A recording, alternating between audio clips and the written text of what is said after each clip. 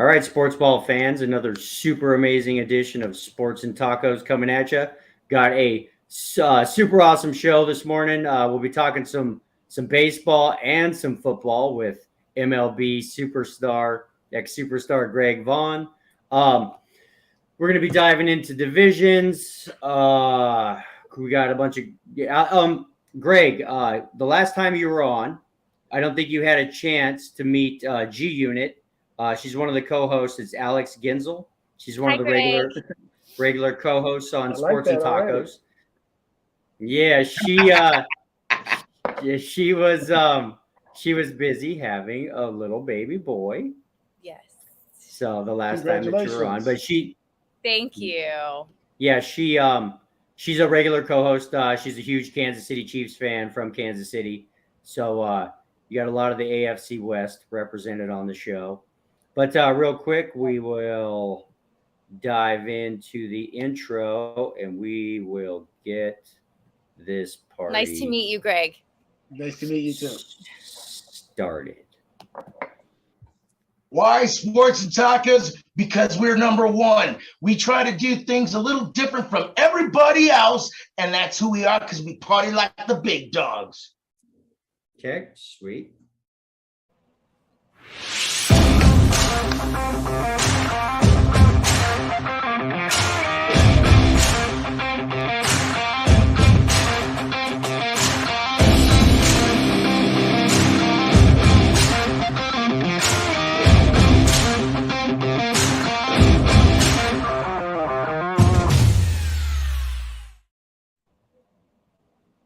Alrighty, everybody, World Wide Web.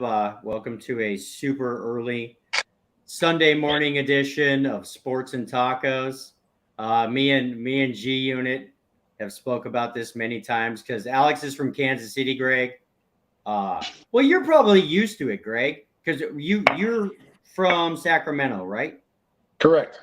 Okay, so your entire life, you're totally used to NFL games starting at the crack of 10 a.m.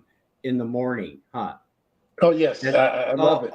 Oh, my God. We hate me and Alex Ginzel hate it. We can't being from, because they start at 11 a.m. It's just so early for NFL to start out here on the West Coast. But anyway, so every Sunday morning, like I was telling you yesterday, we do a pregame. It's at 9 a.m. because, we only got an hour to make all of our predictions before games. So we do a Sunday morning show at 9 a.m. And then on Monday nights at 6:30, we do the NFL wrap up. Last week, Greg, we were doing our divisions, just kind of predicting who we thought was going to win each division. And I figured I'd ask you real quick if we get your division winner predictions. And then we'll dive into a bunch of other stuff. So, okay. Let's start with the AFC. I believe that's the AFC East. So, you got the Bills, the Jets, the Dolphins, and the Patriots. What are your thoughts on the AFC East this year? I still think the Bills are going to win that division. I think the Jets are going to give them a battle. But until you can't count out Miami, the Dolphins have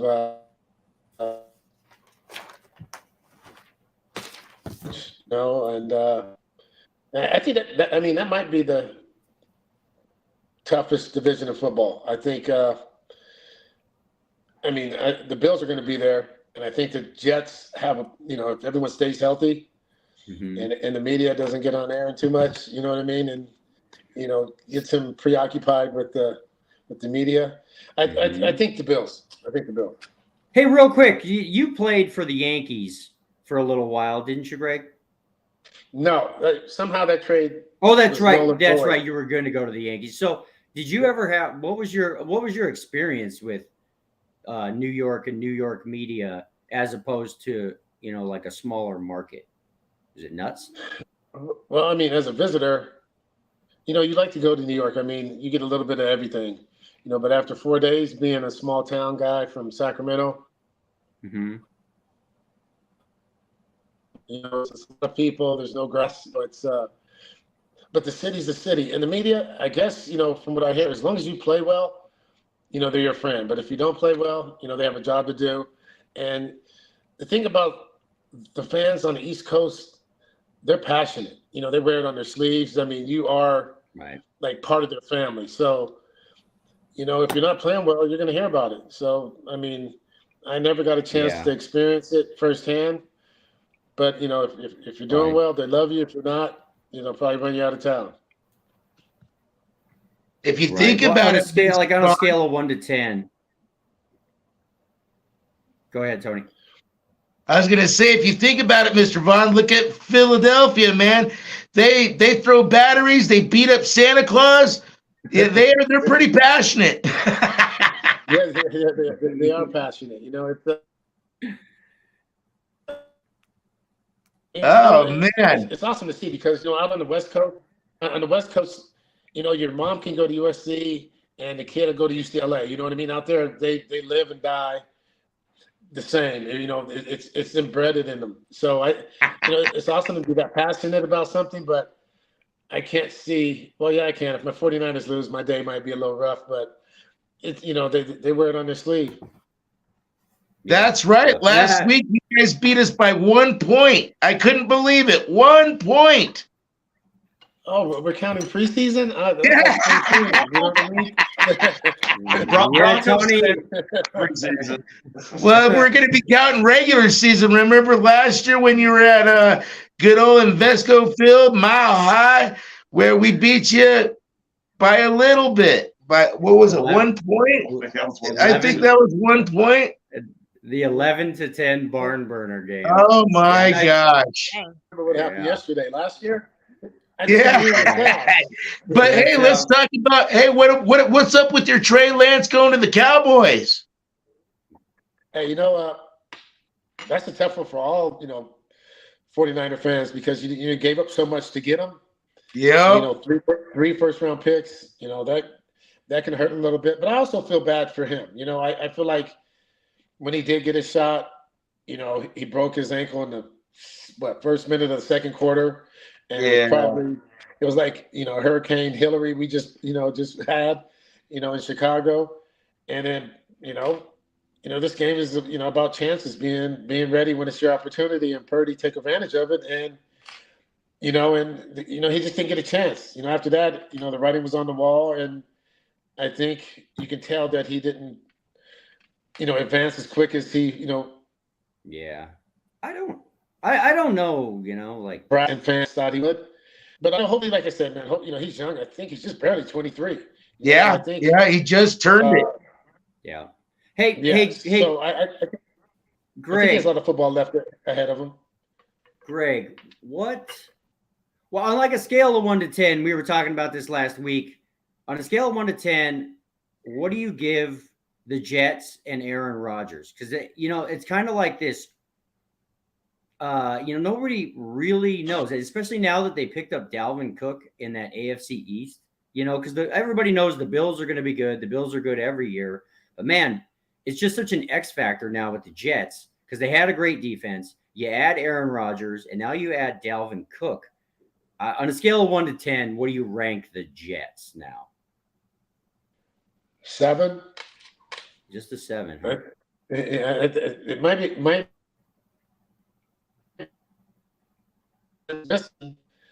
the quarterback. The coach took some of that. We're going to be tough. We're going to play hard-nosed football like the 49ers where he came from, and they were doing it. You know what I mean?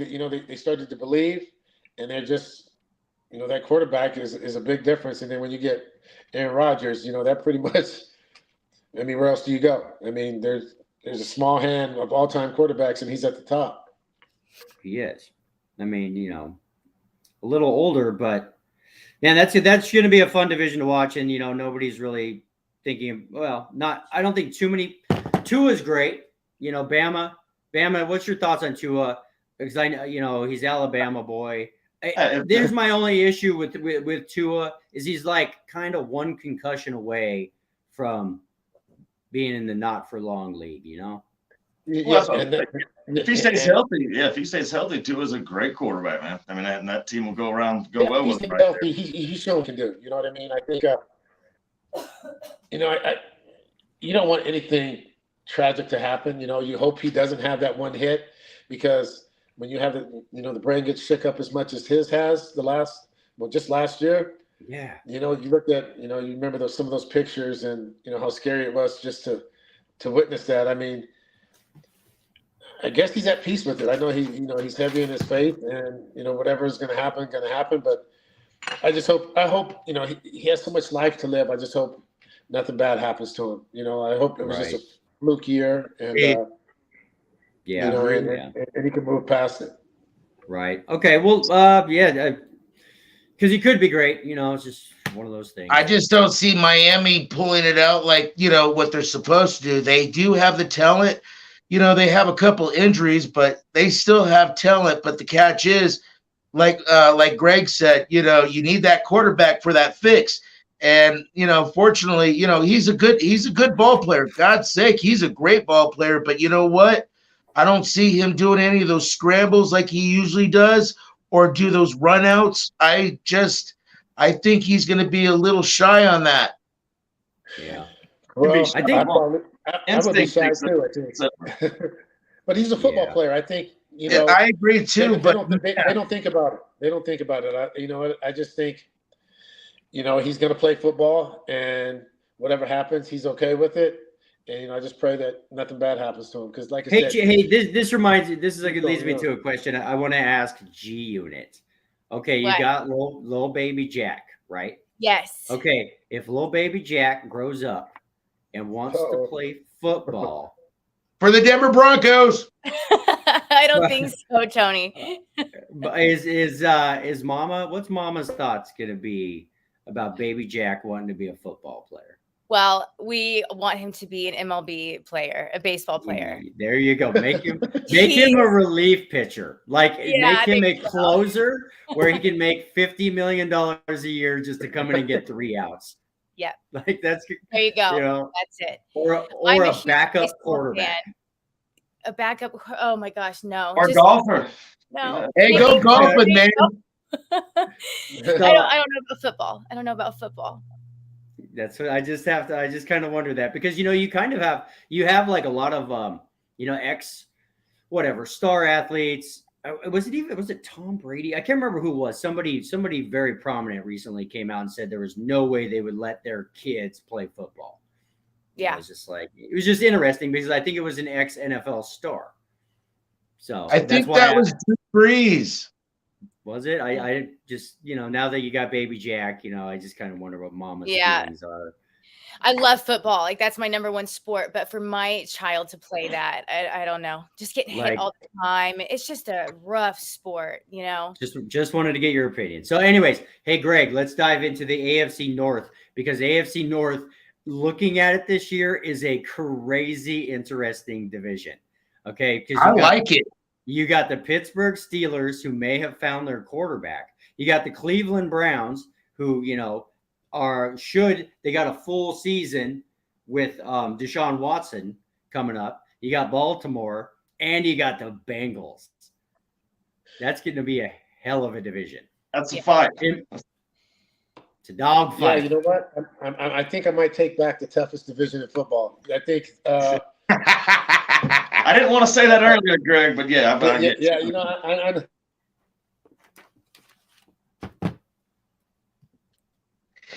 for the way he made it sound, the Bills and the Jets, but I mean, any one of those teams can win that division. I think you're going to have the Bengals are going to be there. You just don't know. I think Watson and the Browns are going to be tough. I mean, they have all the pieces. And Baltimore. Oof.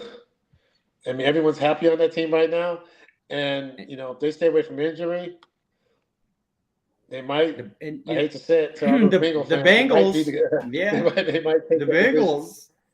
Yeah, the Bengals are only 2 years removed from a Super Bowl. Well, let me ask you this, because I just want to go through the divisions pretty quickly. If you were forced to go and put $1,000 on one of these teams at the sports book in Vegas, who would you put your money on?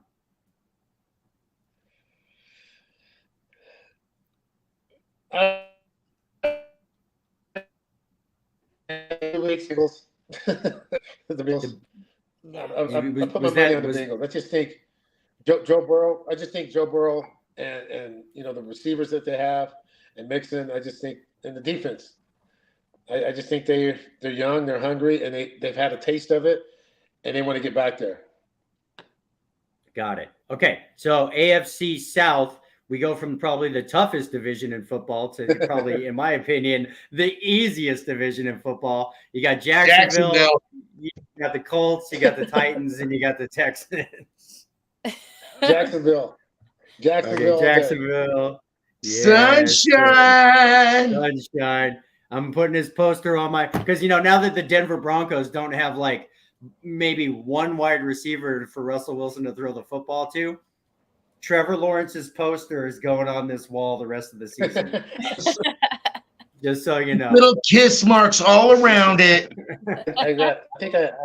X's and O's. I like Jacksonville. I think Trevor Lawrence is like the second coming of John Elway. I mean, I was talking about it a little bit last year. That's why Tony and Bama are making fun of me. But I think given the right circumstances, either on a neutral field or in Jacksonville, I see them as maybe one of the only teams that could possibly knock off the Kansas City Chiefs. That's just my opinion. But, that's just me. I'm high on the Jacksonville Jaguars this year. So, go ahead, Greg. Yep. I think Kansas City, if they don't get their big man back, they're going to be in trouble. That defense, because you talked about he's probably him and Aaron Donald are the two best interior defensive linemen in football. You know what I mean? Mm-hmm. And he just means so much to that, their defense, and yeah. So on any given day, anybody can beat someone, but Jacksonville, they have nothing to lose. You know what I mean? All the pressure's on the Chiefs. Mm-hmm. Yeah. Got it. All right. AFC West. Mahomes, though. Which? Never. That's right. Never. Yeah, AFC West. I think for me, the only thing that's interesting in the AFC West is you would think sooner or later Justin Herbert and the Chargers are going to get it together. Obviously the Chiefs are probably the team to beat in probably all the NFL, in my opinion. And I think that the Chargers coach should have got fired last year. I think they need a new coach. But Justin Herbert, that team kind of has all the tools on paper anyways to go deep. What do you think about the AFC West? Obviously, you got the Raiders and the Broncos, the Chiefs and the Chargers. What are you thinking in the AFC West, Greg? That's no Chiefs, no brainer. You know what I mean? They're going to be back like they are every year. You can't. I see. I'm saving mine for later on in the show. My 49er gear won't come out yet. That's funny. But, 49er gear won't come out yet. So I think the Chiefs. I think everybody else is rebuilding in that division. I think the Chargers. They're close though. Like I said, I just don't know how you go for it on your own 25-yard line all the time. You know what I mean? Fourth and 2 on your 25-yard line. I don't get it. Me either. Somehow he still has a job, so it's crazy. 4th and 2 on your own 25 or 30, and they go for it all the time. Well, and I've spoke about this on, I was really surprised that Sean Payton actually took the Denver Broncos job, because I honestly thought that, first I thought the Chargers coach was going to get fired. And then when he didn't, I figured if I was Sean Payton, I would have went back to commentating for one more year, then waited for the Chargers coach to get fired, then went and taken the Chargers job for two reasons mainly. And that is because Justin Herbert is a stud. So you have a stud quarterback right with a long, he's got another 10 years in the league at least. And you have a fan base that isn't insane like the Broncos fan base. Like Chargers fans. You call yourself a Bronco fan still. No, I'm still shocked that you call yourself a Bronco fan. Do you hear yourself? But I'm talking about Sean Payton. Like, why would you go Exactly. He's a Denver Broncos coach. I know. I'm saying if silly little rabbit. if I was Sean Payton, I just don't think that was necessarily the best decision for Sean Payton. That's all I'm saying. No, You he's have coming. Justin He's or- coming into a team that Maybe needs help. Yeah. He I can think be. this- He can be the that guy. He Okay. can bring it up like another guy named Peyton Manning, 2015. He comes in with a broken back, broken neck. He comes in, he loses the first Super Bowl, but then next season wins the Super Bowl.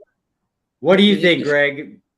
I think, you know, I hate to speak for someone else. I think, like you said, if it was myself, I don't know. I think it's intriguing because now he gets to prove what type of coach he is. You know, it's easy to go. Thank you, Mr. Vaughn. To go to a situation where you don't have to prove anything, you know, because you have all the pieces, you know, and I hate to say this, you know, sort of like with the Raiders or Tampa Bay with Gruden after Dungy left, you know, all the pieces were there. You just put the key in ignition, win the Super Bowl, but players, you know what I mean? And I think Sean Payton's going into a situation where, as you guys know, it was horrible last year. I mean, you couldn't even watch it. You know what I mean? It hurt. I mean, yeah, I couldn't watch it. I mean, yeah, if they were on Thursday night or Monday night, yeah, I was playing pickleball or something. You know what I mean? It was time to do something different. Yeah, I just kind of wonder about with Sean Payton, and I guess you could say this about like a Bill Belichick. Is Sean Payton without having Drew Brees? Because he's not stepping into a situation where there's necessarily a Drew Brees sitting there. He's got what looks to like maybe a broke down Russell Wilson. You know, well, I think he was still Sean Payton because if you know after Drew Brees was gone, they still competed. You know, with right. To be successful, so you know you had Hill running, the quarterback spot for him, and I just think, yeah, he's a good coach, and I think he wanted to prove, to the world that he should be mentioned up there with the Belichicks and whoever else is up there. Right. Okay, let's wrap up with the NFC. So in a division I don't really care about, but NFC East, you got the Redskins, the Giants, the Cowboys, and the Eagles. What are your thoughts there? Eagles. Yeah, Eagles. Eagles all day. Eagles. What are your thoughts, real quick, on the Cowboys? Are the Cowboys trending up or trending down? It's hard for me to talk about the Cowboys. I don't like the Cowboys. I mean, all my and it's nothing against the Cowboys. It's just their fans. You know what I mean? When they win, yes, you got they're all over social media. They got their flags all over. Uses when they lose. They're so obnoxious. I can't stand Cowboys. And I'm a 49er fan, so my biggest game for the year. We have to beat the Cowboys. We have to beat the Cowboys. Okay, and the NFC North is becoming more interesting. You got the Lions. You got Jordan Love now, the quarterback at Green Bay. You got the Bears. Justin Fields and the Bears. He sort of started to show some promise, and they had 1 million draft picks. And then you got the Vikings, who actually won the division last year. What are your thoughts on the NFC North? I think Detroit and then Chicago.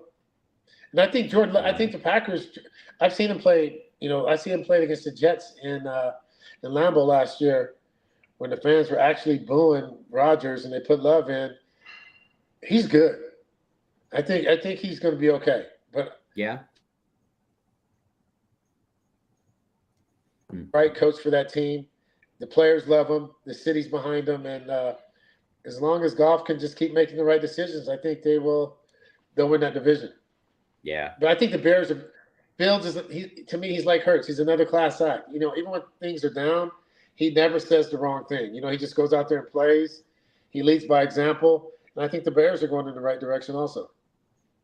Yeah, it's definitely an interesting division. Okay, to NFC South, which is, I'm not going to lie, looking at it just looks like a dumpster fire of a division. Okay, the NFC South, you got the Saints, which I have no idea. Tampa Bay, who no longer has Tom Brady. Atlanta, and Carolina, man. What do you? I think you could flip a coin. I think you could flip a coin in that one. I think.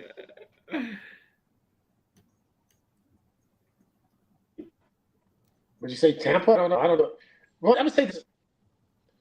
I think the Saints would be the closest. I just can't trust Baker. I don't know what you're going to get out of quarterback. You know, then you're going to have the receivers getting pissed off and getting mad. Evans when they don't give him the ball. I just don't know how that's going to go down in Tampa. But I'm going to say the Saints probably. For some reason, it's tough to go in there and win in New Orleans. Hey, Greg, we must think a lot alike because so far you said every single team I picked to win it last week. Oh, God. You're nailing it, buddy. Hey, you know what, man? That doesn't bode well for you, Greg. Oh, no, Greg. Mr. Greg Vaughn, you are the man. Yes. That's why I like you, boy. Yeah. I will say this for Tony, Greg.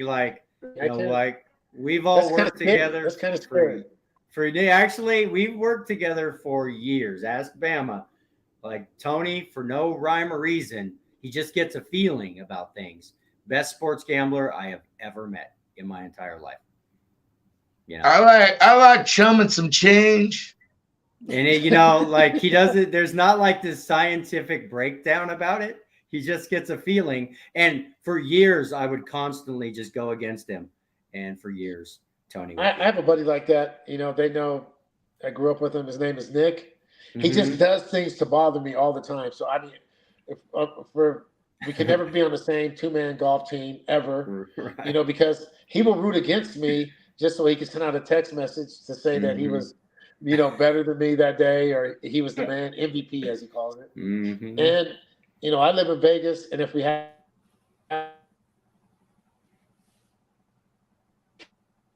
all the time, we're playing blackjack, and I have a lot of money out there, and he has zero out there. He will hit and ruin the whole table and cause an argument at the whole table, and I'm ready to kill him. So I can't do anything with him. I love him, but I hate him at the same time. Yeah. You know what I mean? So I just say that because if you and Tony are in full agreement, that might not be a bad thing. So okay, let's wrap it up with your NFC West, Greg. Obviously you got the Niners, but this is actually to me a kind of an interesting division, mainly because even though the Niners could win this division, I would be a little bit scared of Seattle, mainly because they had every one of the Denver Broncos draft picks, it seems like. And they almost made the playoffs last year. So they were just about there in the play, and that team is only getting better. So Cardinals, Seahawks, 49ers, and the Rams. I don't think the Rams are going to be as bad as they were last year. So what do you think, Greg? Yeah, 49er fan. I hate the Rams, so I don't care what they do. I just can't stand the Rams. 49ers, Seattle, I think will be second because they don't change the way they play football. They play the same way. Their coach gets a lot out of them. They love playing for them, and everyone seems happy now. You know what I mean in Seattle. I was there for the All-Star game, and they're already talking about the Hawks, and they're still talking about the Mariners, but everyone's happy. I think. With the quarterback in place and, with Walker at running back, I think they're going to do some big things. Yeah. Okay. Yeah. I was thinking the same thing. Okay. Well, cool. We got the divisions. Then we're going to take a quick commercial break, Greg. Then we got some questions with Alex Ginzel. And then I found some pretty interesting player prop bets this season before we dive into the season. So how, if you don't mind me asking, how long do we have with you this morning, Greg? Are you in any kind of hurry or anything? We got another half hour with you. Yeah, you do. Yeah. Does that work? Okay. I have to get used to getting up on this time on it. It's just rough after Saturday night, Oh, yeah. Understand. And that again, it goes back to the whole West Coast thing. So yeah. Okay. We'll run some commercials real quick, and we'll be back in just a minute.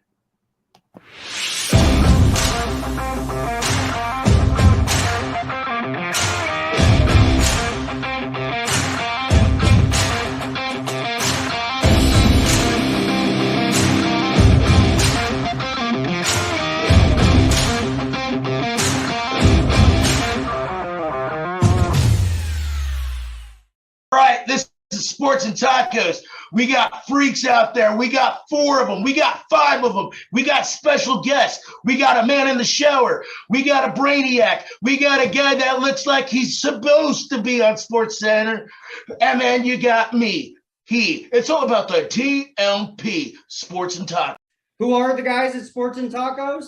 We're a bunch of sports experts who work together in a huge sports bar forever. And we know more sports than anybody in this entire world because we put our money where our mouth is.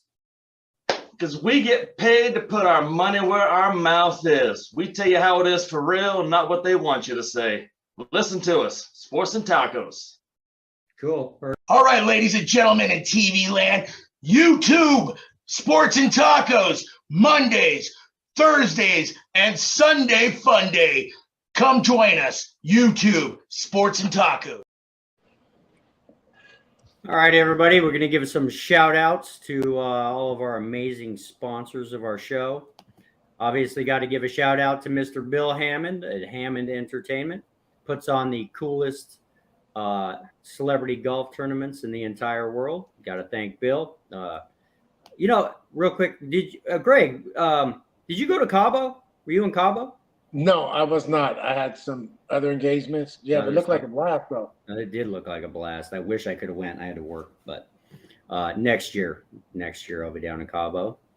Give a shout out to Don Church over at Smoke Lab Vodka, and we'll let Miss G in it do the pitch of Smoke Lab Vodka. Why should I buy Smoke Lab Vodka, Alex? You should buy Smoke Lab Vodka because it is a new premium vodka from Punjab, India, which is very hard to find here in California. It's made with basmati rice and pure Himalayan spring water. It's really, really good. It makes a really good espresso martini. Oh, yeah. Try it out. It's pretty amazing how popular espresso and chocolate espresso martinis have become. Yes, they are so popular and famous here in Los Angeles. So Smoke Lab is pretty much everywhere here in Los Angeles now. Like Bama. Has anybody at the Platte ever one time walked up and ordered a chocolate espresso martini? They have, but we didn't have the stuff to make it. You say no. Like, sir, I can do a chocolate martini, but no espresso. We don't have any espresso liquor, I don't think. Like, you are at the Platte River Bar and Grill, sir. You don't have chocolate beer, whiskey, and yeah. That's what I was gonna say. Beer and whiskey. Yeah, just so you know, I make a really good chocolate martini there, though, but that ain't gonna be espresso. Yeah, I just think it's always kind of funny, especially late at night when you got tables that have just pigged out. And they've been drinking all night long. Like, that's all you need is some espresso on top of your drunkenness. You're going to be a really awake, it gives you wings, wasted person. It's probably been a couple of years since I've had anybody order one from me, but yeah, or try to. Yeah. So just so you know, Greg, like if you're ever in Denver, go check out the Platte River Bar and Grill. That's where me, Tony, and Bama worked for years. I think the Platte River Bar and Grill sells more Coors beer than like anybody in the world. I think you're right. In the summertime, it's insane. And it's right next door to Golden. So yeah. Yeah, exactly. So anyways, give a shout out to Memory Lane Incorporated, our buddy Dan Wolkin, who's a super amazing guy. He was on 50 episodes of Pawn Stars.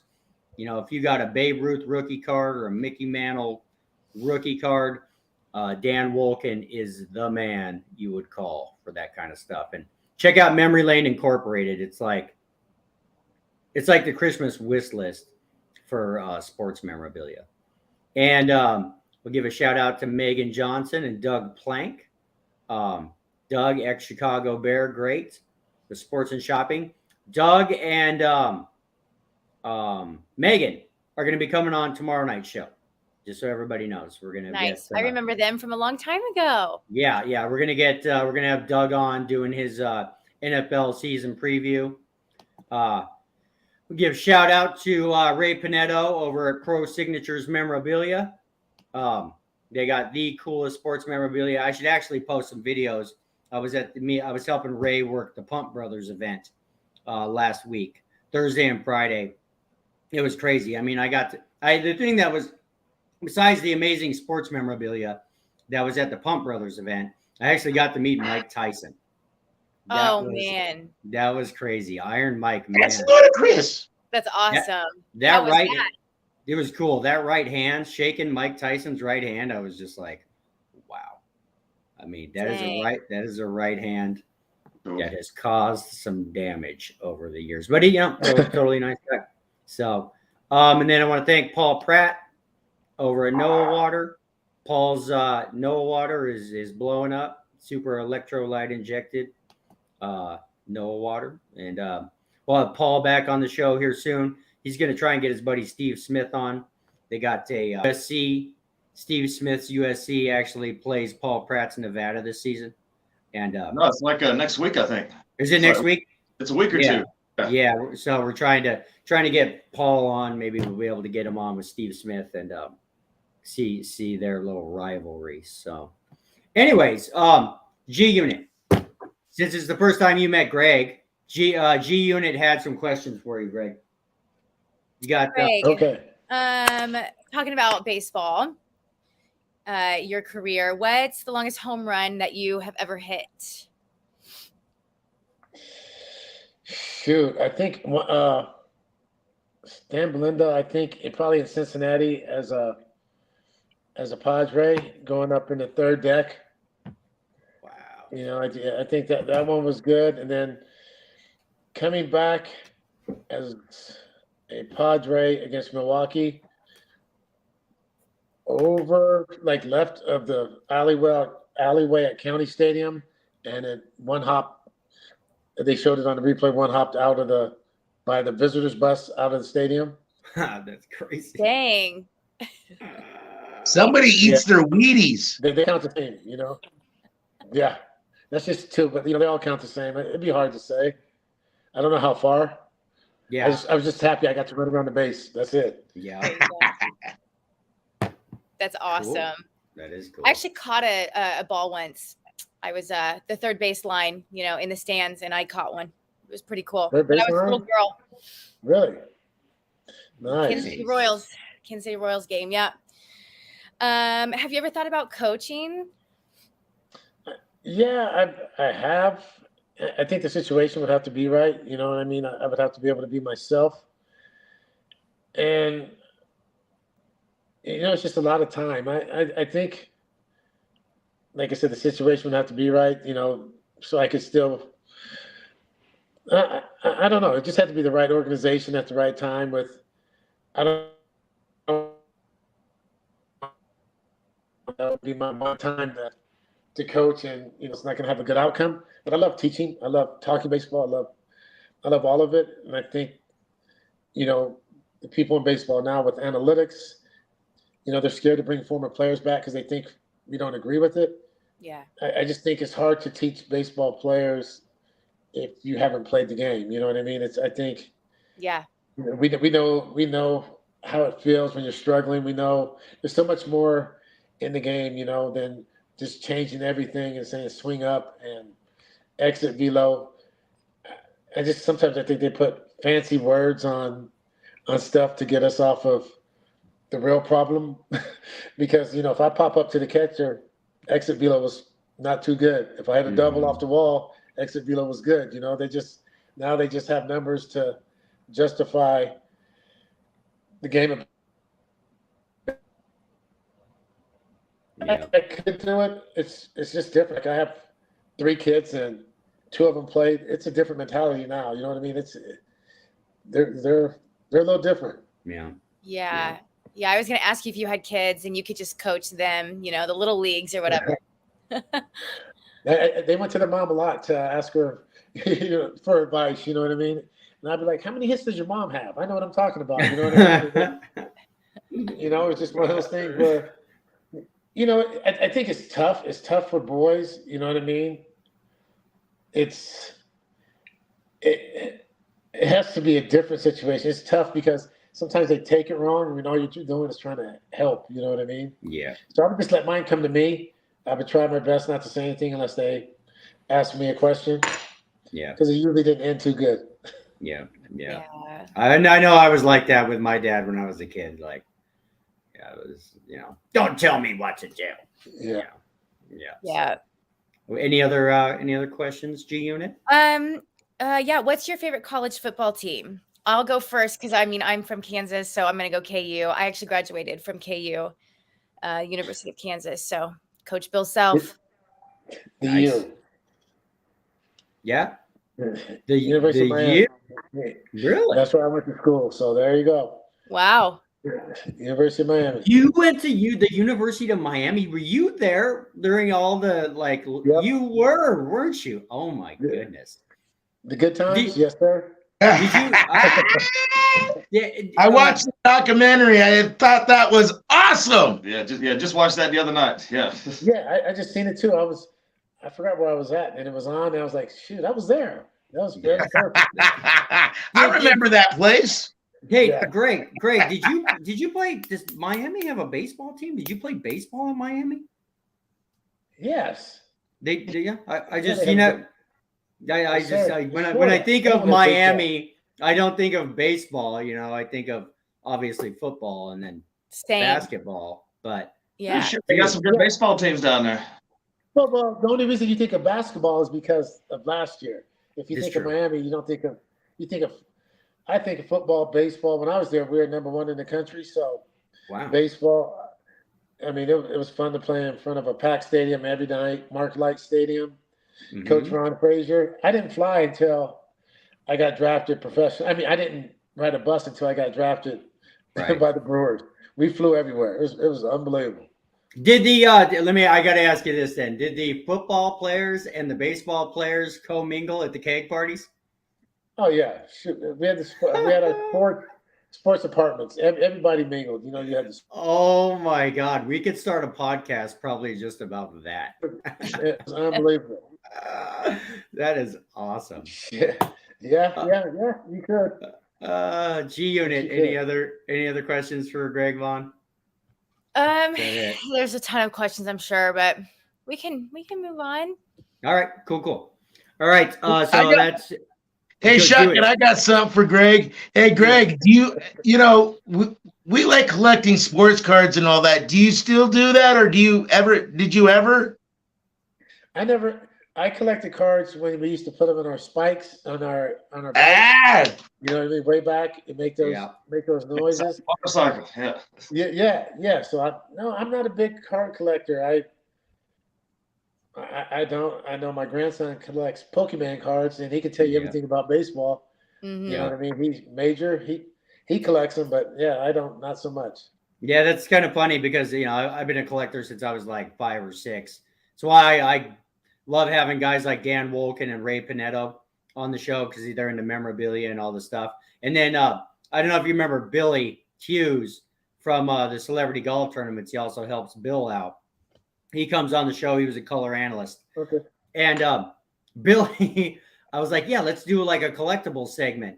And Billy collects like Pokemon and like Magic the Gathering cards. And I was like, wait a minute, what? Like, I collect sports memorabilia. He's like, no, let's talk about Pokemon or something. I was like, I don't know about that, dude. I don't know if we're going to talk about Pokemon on a sports podcast. Apparently it's a thing. These days. So, all right. Well, cool. The other day I had a little bit of free time and I was checking out some individual player prop bets as we're going into the NFL season. I just want to go over them real quick. What are your guys' thoughts on Jordan Love over or under 3,350.5 yards passing this season? What are our thoughts on Jordan Love? Over or under 3,350 passing yards? Under. Tony says under. Bama. Yeah. I want to go with the under on that one too. Just I kind of like what like Greg said earlier. I've watched Love play a little bit this preseason. He's had some good moments looking, but when you got Aaron Jones and AJ Dillon back there, you're going to do more ground and pound than anything. So I could see the under on that. Greg, what are your thoughts? 3350, Jordan Love passing yards. I would say under, just like Mama and Tony said, because they don't have to throw it because they don't have the quarterbacks going to demand to throw the ball. You think they're just going to, like you said, ground and pound. Get back to how it used to be in that division. So you guys think that they're going to go away from the offense of Aaron Rodgers, throwing the ball 40, 50 times a game, get back to old, and probably just because it's his first season? Because he's been there for, 3 or 4 years behind Rodgers. I don't know. He can run. He's a runner too. So I think I'm taking the over, and I think it's just based on that 17 game season. This could be the kind of like wager where you might not hit in a 16 game season, but I think you might in a 17 game season. Does that make sense? I don't know. Spencer, they got a lot of young wide receivers, which some of them got hurt last season, but then when they came back, they performed, they scored touchdowns, but at the same time, you got a different guy in that backfield now. You don't have no Rodgers where he'll sit in that pocket for a couple seconds longer than usual, and then he launches it and wins the game. Right. He's got a young buck that wants to prove something for Green Bay and Lambeau Field and all those fans saying, hey, I'm here to stay. You got to remember, too, Aaron Rodgers was behind somebody, too, for a couple seasons, and he had to prove himself because, Brett Favre, that's a big name, too. Well, okay, this is why I kind of say what I'm saying. It'd be different if he was a first-round draft pick last season and they were just throwing him to the wolves. I think they would downgrade the offense and run the football a lot. But because he has sat back there for a few years, I honestly think they're probably going to be more comfortable letting him air it out more than they would, which again is why I kind of like the over, because 33-50, it's not a huge number in the NFL these days in a 17 game season. I kind of like that. So therefore I kind of like the over, just because I think they'll let him throw it more than they would if he wouldn't have been sitting behind Rodgers the last couple of years learning the offense. But I might be wrong. So, and G Unit, just so you know what we're talking about here, if you don't. Green Bay. Yeah, he's taken over for Aaron Rodgers. He was a first-round draft pick a few years ago. This is going to be his first real season. I mean, I don't know how much drama it caused, but I think it had a little bit to do with why Aaron Rodgers is no longer a Packer, because they took Jordan Love to begin with. Like, I think they picked him 3 years ago, maybe 4 years ago, something like that. And it it pissed Aaron Rodgers off. Anytime, you're in the prime of your career and your team all of a sudden takes a first round quarterback, that's kind of them saying they're planning for the future. So I don't know. You could do over or under 3350 if you want, G Unit, but just what are your thoughts on Jordan Love being successful with the Green Bay? Well, I heard he's doing really well recently. And I mean, there's a reason why they were looking at him, for their future. So I'm going to go over. Yeah. You're going to go over? Okay, so me and you are taking over. Okay, so another interesting one, which to me is maybe even more interesting than the Jordan Love play, and that's Kenny Pickett. Over or under 3,300 yards. It's only 3,300. Again, I like the over just because, the Steelers, they're not usually down for long.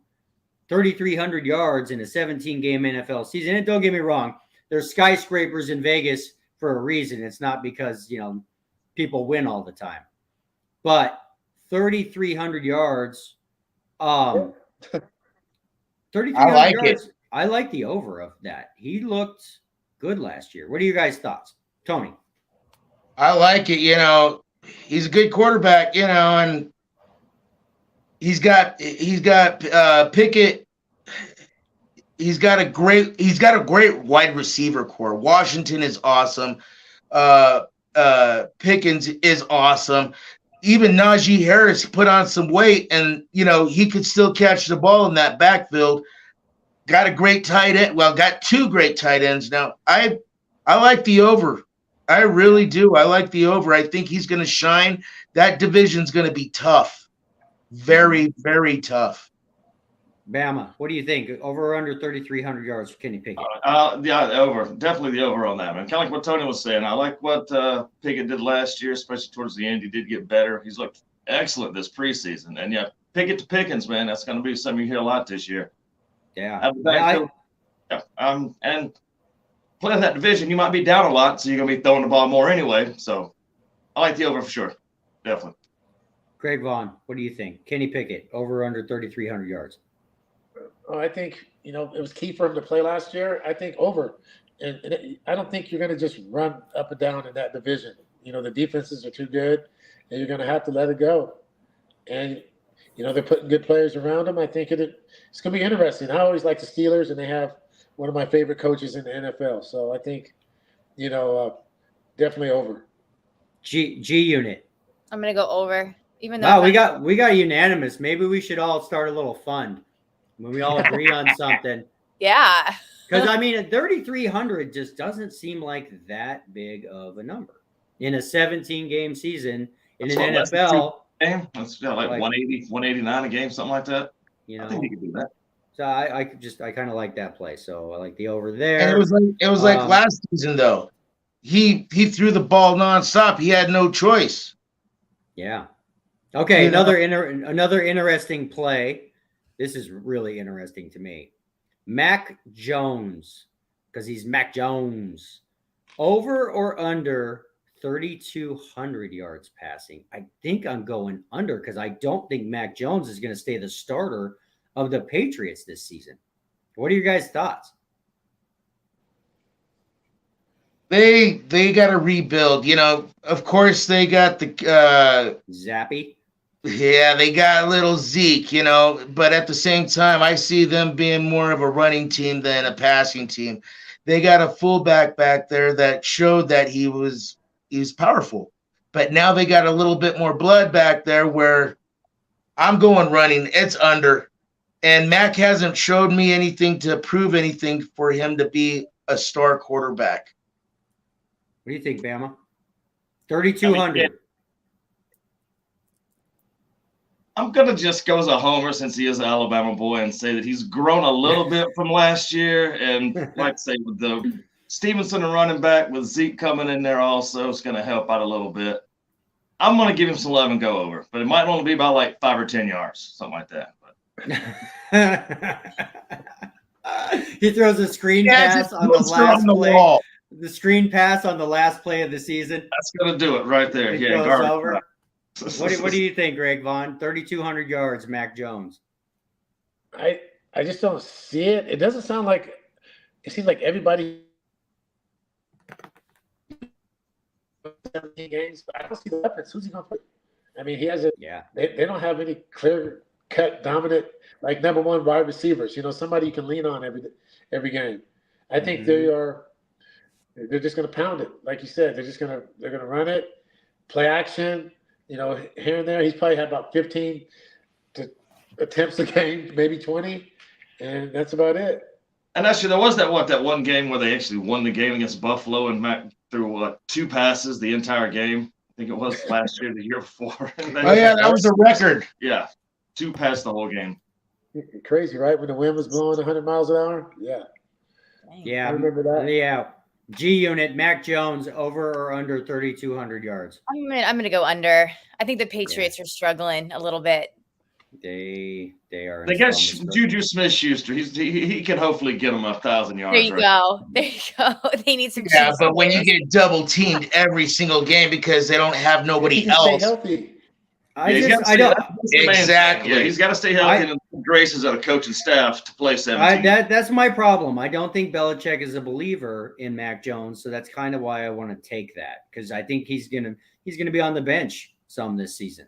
But one thing that would help him, he does have Bill O'Brien as his new coordinator, and I don't know if they linked up at Alabama, but I know they ran the same kind of stuff because he was Alabama's coordinator where he came from. O'Brien did, and then back to the Patriots.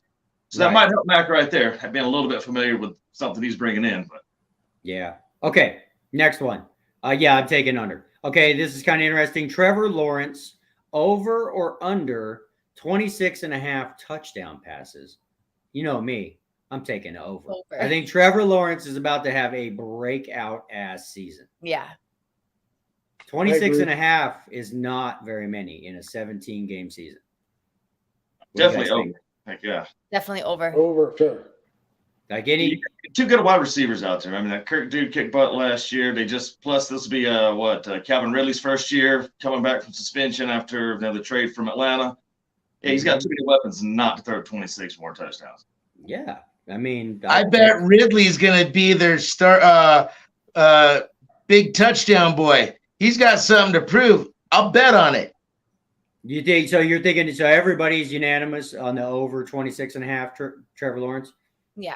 Sweet. Like I said, we need to get rich off of this. But then again, there's skyscrapers in Vegas for a reason. There's been many times in my life I thought something was an absolute cannot miss. And then at the end of the season, you're like, what the F happened? So last one that was interesting to me was DK Metcalf, over or under 950 receiving yards. I see Seattle being much improved. I like over of 950. Over. Because he's a beast, man. When he is healthy, he is a beast of a wide receiver. He's a beast of a human being in general, but and that is going to Deebo Samuel and San Fran right there. I'm just big man, goes down the field, never drops the ball when it's around him. Yeah, man, Deebo Sanders. He's a running back. He's a wide receiver. Damn, I bet he can pass the ball too. Yeah. So those stay healthy. Stay healthy. Stay healthy, exactly. So basically, DK Metcalf over under 950. I think it might be easy money over 950 because that's going to be a good Seattle Seahawks team. And you got Tyler Lockett on one side, you got Metcalf on the other. They got a good running. Yeah. Now again, I think they might be a year or two away from making serious runs, and I don't know how convinced I am that Geno Smith is going to take them to a Super Bowl and win a Super Bowl, but that is a good team, and they have all the Broncos draft picks, dude. I mean, they've had all the Broncos. Yeah, that's a much improved team. So, all right, well, cool. Over on DK Metcalf. So, last thing I got on the list, was I wanted to play a little G Unit Price is Right sports trivia. What do you guys think of that? Wrap up the show. Rest in peace, Barker. I know. Okay. Rest in peace, Bob Barker. I know. Bob Barker. This will be our commemoration to Bob Barker. 99 years wrong. old. Price is wrong. The price is wrong, bitch. So funny. Poor Adam Sandler got his butt kicked. I think it's funny. A buddy of mine at work last night was like, he lived to be 99 years old. He stayed under 100 stayed under $1 without going over. Without going over. Okay, cool. Let's score. Okay, we'll take one quick break real quick. I'll just run a couple commercials. Then we'll do a little sports trivia with G Unit. I'll tell Greg how it's played. So basically, Greg, these are questions that I'm assuming G Unit doesn't know the answer to. So the point of G Unit Price is Right is you are trying to guess what number you think she's going to say. But occasionally she surprises us and she knows the answer to the question. So you are not trying to guess the answer to the question.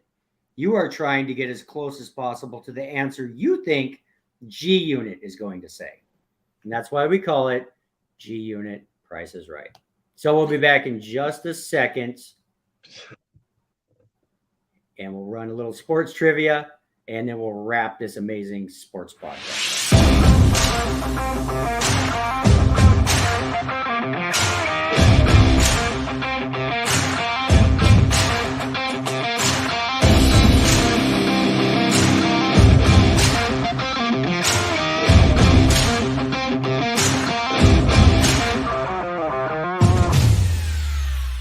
right, ladies and gentlemen in TV land, YouTube Sports and Tacos, Mondays, Thursdays, and Sunday Fun Day. Come join us, YouTube Sports. Why Sports and Tacos? Because we're number one. We try to do things a little different from everybody else, and that's who we are because we party like the big dogs.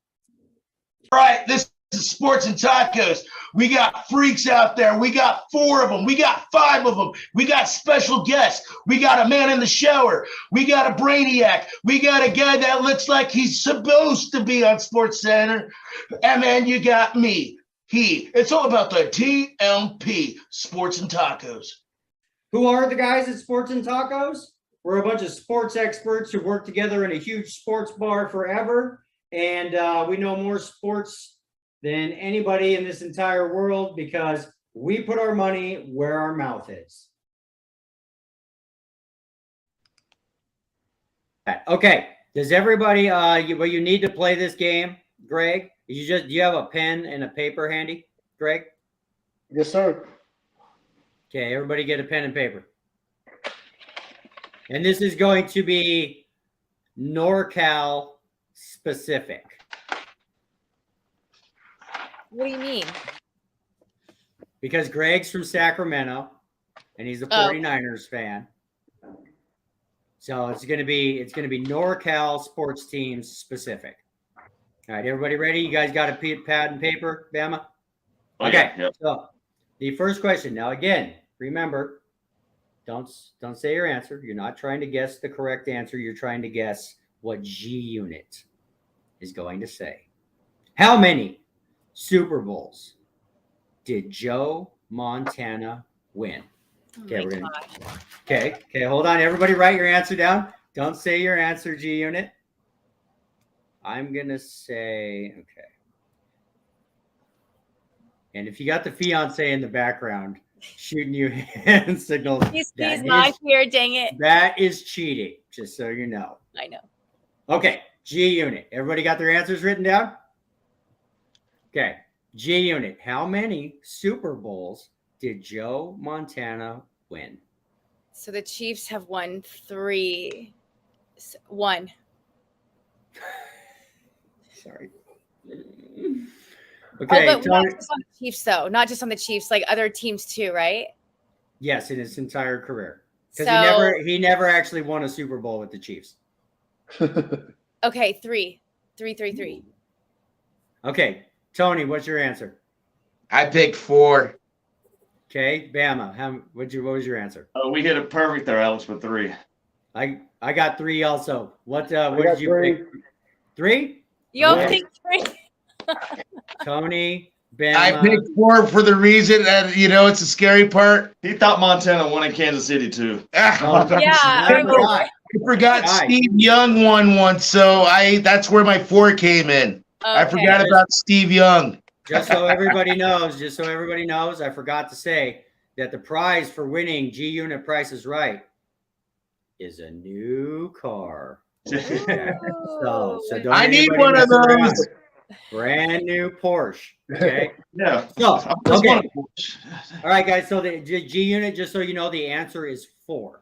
Joe Montana won the Super Bowl 4 times, and he never lost the Super Bowl. And is the one argument still to this day as to why Joe Montana still could be considered the GOAT over Tom Brady is he was 4-0 in the Super Bowls. He never lost the Super Bowl. I knew that. Yeah. He won 2 against Cincinnati. He won against Miami, and he beat my beloved Broncos in New Orleans. Tony, we know that. Yes. Boy, I know that. 55-10. Okay. All right. So now, next question. How many Super Bowls have the San Francisco 49ers won in all of history? Okay. We'll wait for your answer. Write your answers down, guys. How many Super Bowls have the San Francisco 49ers won in the entire history of the San Francisco 49ers? How the heck am I supposed to know this? It's educational also. Well, I know you guys got your answers written down? They're good. They're a good team. Okay. So, how many Super Bowls have the 49ers ever won? 8. Oof. Okay. What'd you guess, Tony?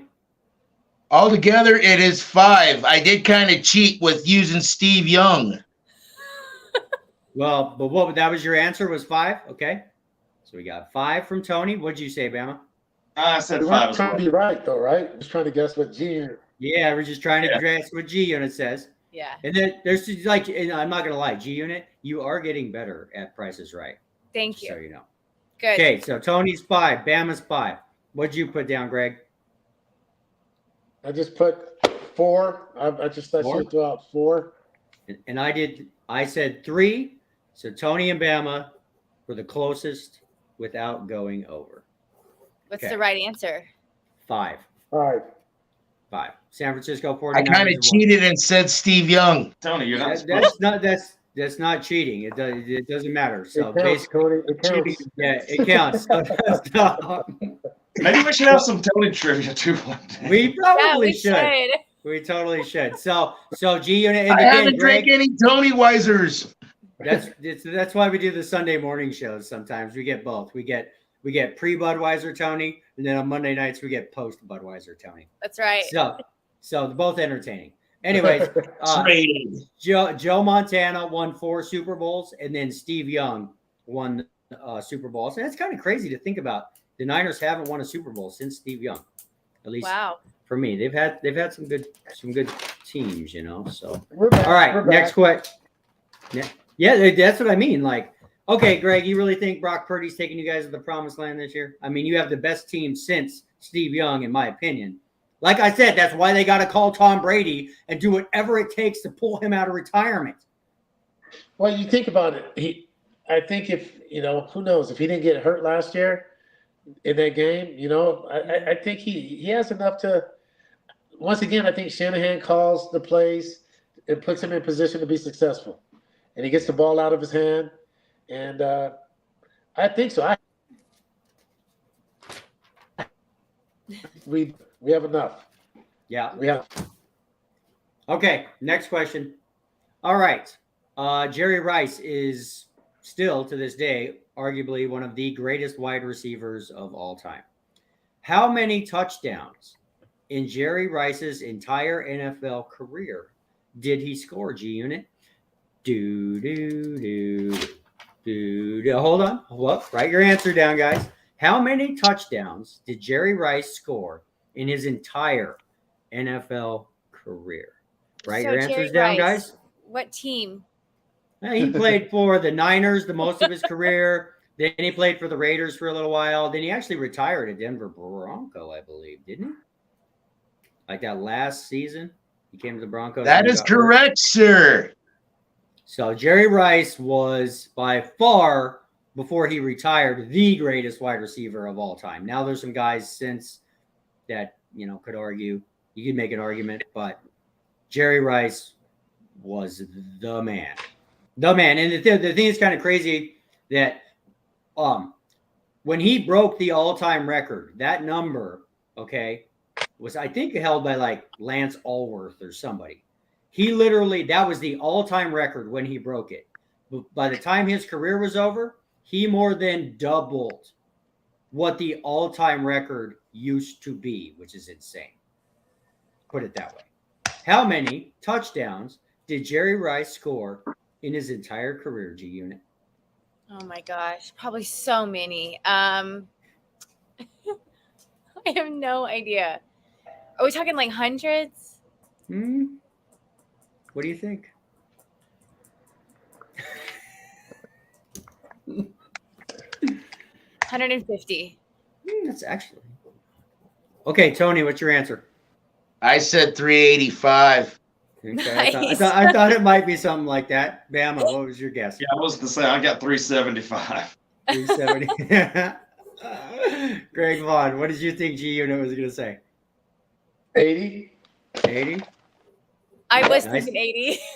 And I said, okay, and I said 100. So the correct answer is 208 career touchdowns, which is crazy. Because when he broke the all-time record, I think I don't quote me, but I think it was 100. Lance Allworth, I think, had scored, and maybe even because they weren't even counting just receiving. And Lance Allworth and I think Walter Payton both had 100 touchdowns in their career.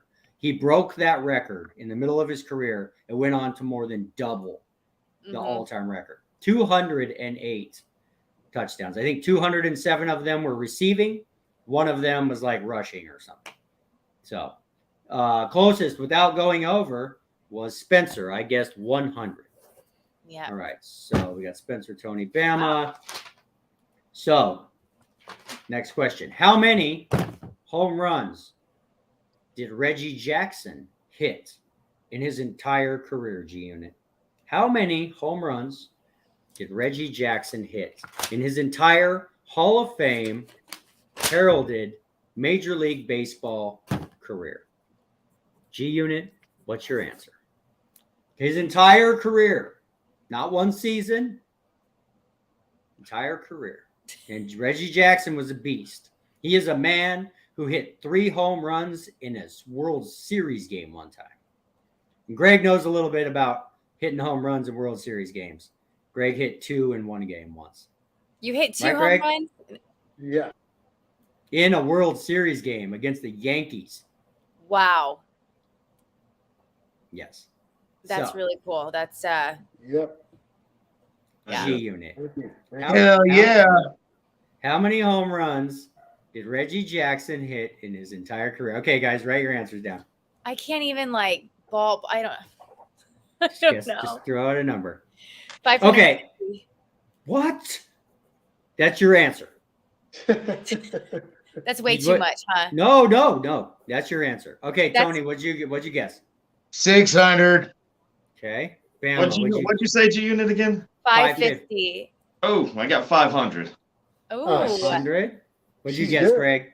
Dude, she is good. I put 400. 400.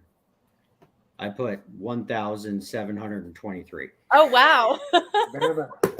Very specific. Yeah, so Bama, you got that one. Yeah, G-Unit. He hit 563 What? career How did I home get runs. this close? I don't know. See, that's like I said, because your sports knowledge is getting bigger and bigger. The more you're on the show about other than NFL stuff, you're starting to kind of get a feel. Like the more we play, and just like I said, Greg, like G-Unit is all about Kansas City Chiefs and NFL, but we love her on the show. So we're just trying to broaden her sports knowledge with G-Unit Prices Right and these sports trivia games. That we I didn't play. think she was going to get them right, though. I was going to get I know, Greg. I didn't either. That's what I mean. It's okay, and I'm not going to lie. It's starting to lose a little bit of its comedic value because when we first started this, the answers were like in outer space. Yeah. You're 17 out of 1. Spencer. Now, what's that? You're 17 out of 1. 1,700. Yeah, exactly. 17. That's why I guess 1,723. Good job, Alex. So, yeah, Good job. Alex, you're like I said, you are getting better at G. That was totally at the top of my head. 550. I have no idea why I guessed that. Well, you figure. I mean, in Major League Baseball, basically, if you hit over 30 home runs in a season, you're a pretty good power hitter. If you hit over 40 home runs in a season, you're a really good power hitter. If you're like Greg Vaughn and you have hit 50 home runs in a season, you're a beast. So you multiply those numbers over like a career, and that's kind of, where you sort of get some of these numbers, just so you know. Like, I think unless you're Hank Aaron and you literally hit 30 or 40 home runs every year for like 24 seasons. He never hit 40, did he? I think maybe once or twice he did, but he literally would hit 25 to 35 every year, but for 24 years. That the consistency of Hank Aaron was unbelievable. So, okay, now last question. This is a toughie, but it's a toughie for a reason because it's the last question. Who is the Sacramento Kings, or I should say, Oscar Robertson is the all-time leading Sacramento Kings point scorer. Okay, Sacramento Kings. We're moving to basketball real quick.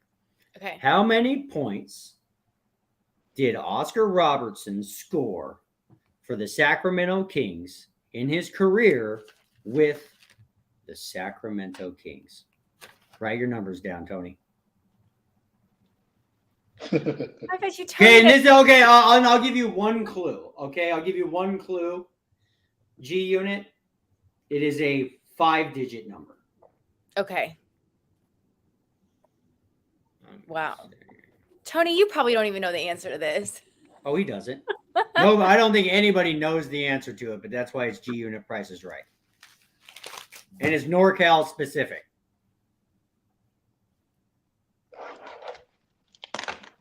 Okay, everybody got their numbers down? Okay, it's a 5-digit number. Oscar Robertson, how many points did he score in his career with the Sacramento Kings? 10,100. 10,100. All right, what did you write down, Bama or Tony? 25,000. Okay, 25,000. What did you write, Bama? 12,000. 12,000. Okay, you're in the running. Greg Vaughn, what did you write down? 13,000. 13,000. I wrote down 15,000. So everybody went over. No. The correct answer is 22,009 points. Wow. So I had written down. What did I write down? I wrote down 10,000. So what did you write down, Bama? 12,000. 12,000. Tony, what did you write down? 25,000. You went over. Greg Vaughn, what did you write? 13,000. 13, 15. Okay. I think Spencer wins this round of G Unit Price is Right. I'm not exactly sure because we got a bunch of ties. Who wins the new Porsche? But Greg Vaughn, because you came on the show, how would you like a new Porsche? I would love one. Thank you. There you go. Yay. Go cruise this hot rod down the strip. Everybody. Yeah, It will turn heads everywhere. Awesome. Well, cool, guys. That was G Unit Price is Right. Another amazing edition of Sports and Tacos. NFL is about to get going hard. I wanted to talk some baseball, but I think maybe next time we have you on, Greg, hopefully, I don't know, in the next month or so, we'll have some serious MLB playoff talk that we can talk about. Anything else real quick, guys? Okay. You guys might want to ask Greg. I mean, Ohtani, that sucks about Ohtani, you know, his arms. It's cool that he can still hit. That's like kind of the only real MLB. Was there any major MLB stuff, Bama, just before we wrap it up? His Braves, Bama's Braves. We know. Yeah, besides my Braves are good. My Braves are Come good. on, Rockies! Yeah. Ohtani is back in the lead of the home run chase now, even though he does have a torn UCL. But yeah. Is he going to be the guy? Is he going to be Matt Olson? He's got him by one right now because Matt's stuck at 43. He hadn't hit one in probably about a week or so. Yeah, Tony's up to 44, I think, now. Stuck 49 for a month and a half. Was you now? How frustrating did that get? Yeah. Well, we won the West by like 30 games, so I hit it on my last at bat of the season. You know what I mean? Boach asked me if I wanted to come out, and I said, no, I want to celebrate because, you know, we're going to run off with our team. So I went down in the tunnel and I cussed myself out and said, you know, 49 is a good year. You know, who cares? But my teammates were pulling for me. So I was 0-2, and he hung me a slider, and I hit it in the bullpen. I got the ball back. I circled the bases. And it was like Little League World Series. My teammates were waiting for me at home plate, you know, so it was awesome. That is awesome. Heck yeah. You know, I wanted to look up a stat. I mean, 50 home runs in a season. Not too many guys have ever done that. Just so you know, G Unit, like the numbers 50 and obviously like the number 60 used to be the all-time record. And Greg hit 50 home runs in one season, and that is a very small club. Wow. Of guys. And you got to remember, they've been playing baseball in America for like 100 and I don't even know how many years. Like 150 years. Very few guys have ever hit 50 home runs in one season. Wow. That is a beast of a season. All-star player. Thank you. What about the Royals? When are the Royals G Unit going to be back in the playoffs? Man, yeah, I don't know. I'm not having any help from them. Well, that's think about it like this. Other than the Rockies, these teams, if you think about the Cubs and the Astros, they were horrible, and that horribleness led to World Series championships. Because they were getting, I assume, the first picks, right? I think baseball's about the same, right? Yeah, you have to be bad. Then you can be good. You have to be bad. Yeah. It's just Kansas City doesn't spend the big free agent money though. Yeah. Yeah. They don't. Yeah. They don't get the big free agents, but they get good players. I'll tell you, Bobby Witt Jr., I played against his dad in college and in the pros. He's a stud. Yeah. You just, I don't want to get too into anything, but it doesn't seem, and I kind of get it, but the Rockies don't seem to do that either. And the anomaly of the Colorado Rockies, Greg, is they're always one of the top 10 teams in attendance. People love the Rockies. They don't really care how good they are or not. Though. Yeah. Just something fun to do. So fun. Yeah. And I'll have to talk to you about this, Greg, because when I had Bill Hammond on, next time I have you on, we'll chat about the A's leaving Oakland. And we were using the template of when Colorado finally got baseball, lower downtown Denver was not a nice area of Denver. But when they built that stadium, it is now the highest valued real estate in Denver. And it all started with Coors Field. And I just don't understand why that couldn't be the template for Oakland. But we'll talk about that for another show. Okay. All right, for sure. Thank you, guys. All right. Thanks, everybody. Everybody have a good Sunday. Thanks for coming on, Greg. And we'll do this again soon. This was a blast. Sounds good. Thanks for coming on, Greg. All right, See you, Greg. We got a 3:30 tea time today. It's gonna be fun. We got golf. Have fun. Right. I love golf. Bye, guys. And I'll be drinking Tony Weisers. That's right. Bye, guys.